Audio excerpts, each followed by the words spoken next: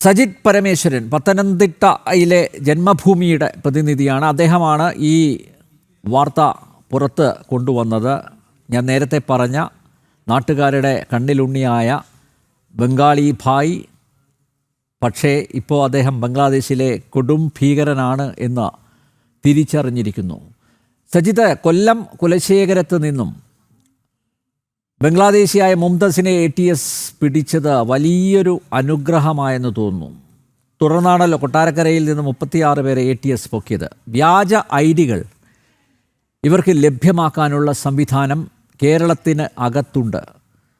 കൊൽക്കത്തയായിരുന്നു വ്യാജരേഖകൾ ചമയ്ക്കുന്ന കേന്ദ്രം എന്ന മുൻധാരണ അസ്ഥാനത്തായിരിക്കുന്നു മുംതസിൻ്റെ അറസ്റ്റോടെ. ഞെട്ടിക്കുന്ന വാർത്തകളാണ് അനുദിനം പുറത്തു വരുന്നത് ഈ നുഴഞ്ഞുകയറ്റവുമായി ബന്ധപ്പെട്ട്. പക്ഷേ മലയാളികൾക്കൊരു കൂസലുമില്ല. ഇങ്ങനെ പോയാൽ മതിയോ സജിത് പരമേശ്വരൻ? ആദ്യമായിട്ട് ഞാൻ ഈ ഒരു വിഷയം ചർച്ച ചെയ്യാൻ താല്പര്യം കാണിച്ച ജനൻ TV-യോടുള്ള നന്ദി അറിയിക്കുന്നു. താങ്കൾ പറഞ്ഞത് വളരെ കൃത്യമാണ്. കാരണം ഇങ്ങനെയുള്ള ഒരു ബംഗ്ലാദേശി ആധിപത്യം കേരളത്തില് ഉണ്ട് എന്നുള്ള കാര്യത്തിൽ നമ്മൾ മലയാളികൾക്ക് ഒട്ടും ആശങ്കയില്ല. ഇനിയിപ്പോഴ് മറ്റ് പാകിസ്ഥാൻ അടക്കമുള്ള സ്ഥലത്ത് നിന്ന് ഇവിടേക്ക് ആൾക്കാർ വന്നാലും നമ്മൾ മൈൻഡ് ചെയ്യില്ല. ഇപ്പോൾ തന്നെ മുമ്പ് സൂചിപ്പിച്ച ജുവൽ കിങ് എന്ന് പറഞ്ഞ അദ്ദേഹം ഒരു വളരെ കാം ആൻഡ് ക്വയറ്റായിട്ട് നാട്ടിൽ നടന്നൊരു വ്യക്തിയാണ്. ആരോടെ അധികം സംസാരിക്കില്ല, കൃത്യമായിട്ട് ജോലി ചെയ്യും. നാട്ടിലെ ഒരു കരാറുകാരന്റെ കൂടെയായിരുന്നു അദ്ദേഹത്തിന്റെ ജോലി. അവധി ദിവസങ്ങളിൽ, അതായത് ജോലിയില്ലാത്ത ദിവസങ്ങളിൽ വീടുകളിൽ ജോലിക്ക് വിളിച്ചാൽ അദ്ദേഹം ചെല്ലും. രാവിലെ കൃത്യം 8 മണിക്ക് പ്രസംഗം. ശാന്ത സ്വഭാവം, ആരോടെ ഒന്നും മിണ്ടാതെ ഗംഭീരമായിട്ട് ജോലി ചെയ്യും. വിശ്രമം എന്ന് പറഞ്ഞതേ അദ്ദേഹത്തിന്. വളരെ ഷോർട്ട് ക്യാരക്ടറാണ്, പക്ഷേ സ്റ്റൗട്ടാണ്. കണ്ടു കഴിഞ്ഞാൽ ആള് സ്മാർട്ടും. കൃത്യമായി 5 മണി വരെ കറക്റ്റായിട്ട് ജോലി ചെയ്യും. രാവിലെ വന്ന് മൊബൈൽ ഓൺ ചെയ്ത് ഖുർആൻ സൂക്തങ്ങൾ കേട്ടുകൊണ്ട് അദ്ദേഹം ഒരു ഇയർഫോണും വെച്ചുകൊണ്ടാണ് ജോലി. അത്ര പാവമായ ഒരു വ്യക്തിയാണ്. അദ്ദേഹത്തെ നാട്ടുകാർക്ക് ആർക്കും ഒരു സംശയമില്ല. സാധാരണഗതിയില് ഈ അന്യ സംസ്ഥാന തൊഴിലാളികൾ താമസിക്കുന്ന സ്ഥലത്ത് വൈകുന്നേരമായി കഴിഞ്ഞാൽ മദ്യപാനവും അടിപിടി തൊഴി അതുപോലുള്ള കാര്യങ്ങള്, ചീത്തവിളി, ഇതൊക്കെ നടക്കും. പക്ഷെ ഇദ്ദേഹം വളരെ സൈലന്റ് ആണ്. ഇടയ്ക്ക് വീട്ടിൽ പോകും. 2.5 മാസം മുമ്പ് ഈ സ്ഥലം പൂവൈപ്പുറം പഞ്ചായത്തിലെ പൂവത്തൂരിൽ നിന്നും അവരോട് യാത്ര പറഞ്ഞു. എല്ലാവരോടും ചെന്ന് യാത്ര പറഞ്ഞു. അദ്ദേഹത്തെ പരിചയമുള്ള പല വീടുകളിൽ ചെന്ന് യാത്ര പറഞ്ഞിട്ട് പോയത്.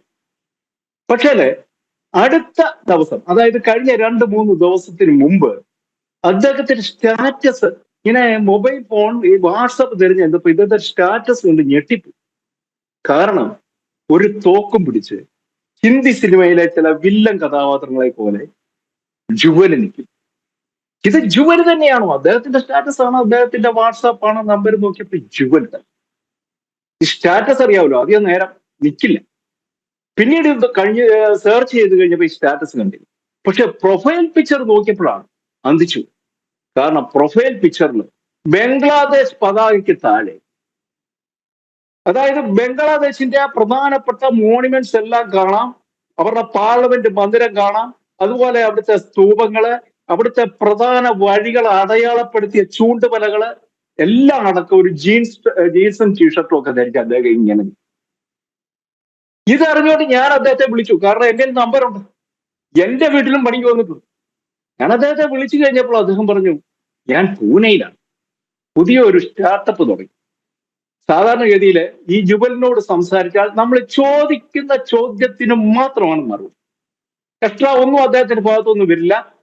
ഭാഷ ഇംഗ്ലീഷാണ്. ആ ഇംഗ്ലീഷ് തന്നെ അത്ര കറക്റ്റ് അല്ല.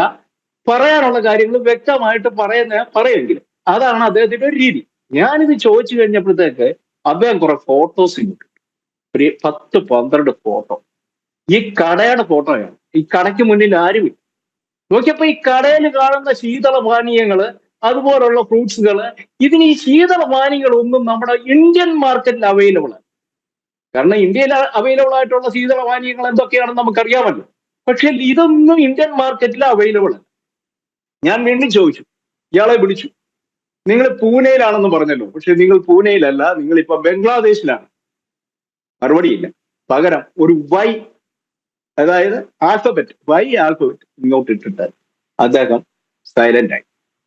ഇവിടെ തന്നെ ഇതിനകത്ത് ആന്റി ടെററിസ്റ്റ് സ്ക്വാഡ് ഈ വാർത്ത വന്നതിനെ തുടർന്ന് അവർ അന്വേഷണമായി. അടുത്ത സുപ്രഭാതത്തിൽ ഈ പ്രൊഫൈൽ പിക്ചറും അപ്രത്യക്ഷമായി. പക്ഷേ ആള് ലൈനിലുണ്ട്, വിളിച്ചാൽ കിട്ടും. ബംഗ്ലാദേശിലാണോ പൂനെയിലാണോ എന്നുള്ളത് ഒരു കാര്യം ഉറപ്പാണ്, അവർ തന്നെ ആന്റി ടെററിസ്റ്റ് സ്ക്വാഡിലെ തന്നെ ഒരു ഉദ്യോഗസ്ഥൻ പറഞ്ഞ ഇവിടെ ഉണ്ടാകാനുള്ള സാധ്യതയില്ല. അപ്പൊ പോയിട്ടുണ്ട്. ഇതാണ് പറഞ്ഞത്. ഇതൊരു പ്രതീകമാണ്. ഈ പറഞ്ഞ ജുവൽ കിങ്, ഈ കിങ് എന്നുള്ളത് അദ്ദേഹം തന്നെ കൊടുത്ത ഒരു വിശേഷണമാണ്. ഈ ജുവൽ എന്നുള്ള പേരാണ് സത്യമെങ്കിൽ ഈ ജുവൽ ഒരു പ്രതീകമാണ്. ഇതുപോലെ ആയിരക്കണക്കിന് ആൾക്കാരാണ്. മുമ്പ് അനിൽ നമ്പ്യാർ പറഞ്ഞല്ലോ മുംതാസിന്റെ കാര്യം. മുംതാസ് 13 വർഷമായി, മുംതാസും അവരുടെ ഭർത്താവ് അമിജാനും കൂടെ 13 വർഷം മുമ്പാണ് ഇന്ത്യയിലെത്തിയത്, കൽക്കട്ടയിൽ.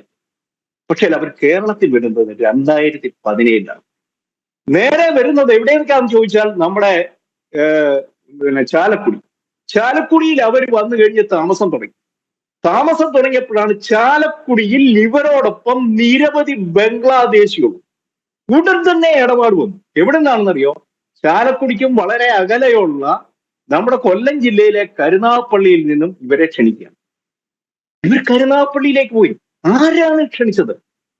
പ്രാദേശികമായിട്ടുള്ള ആൾക്കാരാണ് ക്ഷണിച്ചിരിക്കുന്നത്. അവിടെ ചെന്നു കരുനാഗപ്പള്ളിക്ക് സമീപമുള്ള ചില മേഖലകൾ കേന്ദ്രീകരിച്ച് താമസിക്കാനായിട്ട് ഇടം കൊടുത്തു. ഒരു കാര്യം അവരോട് പറഞ്ഞു, നിങ്ങൾ അടിയന്തരമായി ബാംഗ്ലൂരിൽ പോയി ID കാർഡ്, ആധാർ കാർഡ് സംഘടിപ്പിക്കും. ഈ പറയുന്നത് 2017 ചാലക്കുടി വരുന്നത്, 2018 കരുനാഗപ്പള്ളി ചെല്ലുന്നത്. അവർ ബാംഗ്ലൂരിലെ കൃത്യമായി ഇതൊക്കെ തയ്യാറാക്കി കൊടുക്കുന്ന ആളുകളെ അറിയാം. അവിടോട്ടാണ് ഇവരെ വിട്ടിരിക്കുന്നത്. ആരാണ് വിട്ടത്? അതായത് ഈ പറയുന്ന കരുനാഗപ്പള്ളിയിലുള്ള ആൾക്കാർ. കരുനാഗപ്പള്ളി ഇതിനുള്ള കേന്ദ്രങ്ങളുണ്ട്. പറഞ്ഞു വിട്ടു. അവിടുന്ന് ആധാരം ശരിയാക്കിക്കൊണ്ട് ഇവിടെ വന്നു. ഈ ആധാറിലെ പറയുന്ന മേൽവിലാസം വെസ്റ്റ് ബംഗാളിലെ ഏതോ ഒരു ഗ്രാമത്തിലെ മേൽവിലാസമാണ്. ആ വ്യാജ മേൽവിലാസം കാട്ടിക്കൊണ്ട് ഇത് ചേഞ്ച് ചെയ്തു. അഡ്രസ് ഇവിടെ ചേഞ്ച് ചെയ്തു, നമ്മുടെ നാട്ടിൽ ചേഞ്ച് ചെയ്തു. ഇതിനെ മറയാക്കി, ഇതിനെ ആധാരമാക്കി, ഈ ചേഞ്ച് ചെയ്ത് കിട്ടിയ അഡ്രസ്സിനെ ഉള്ള ആധാറിനെ മറയാക്കി പിന്നെ pan card, voter I D, pan card, അതുപോലെ തന്നെ റേഷൻ കാർഡ്, മറ്റു കാര്യങ്ങളെല്ലാം ശരി.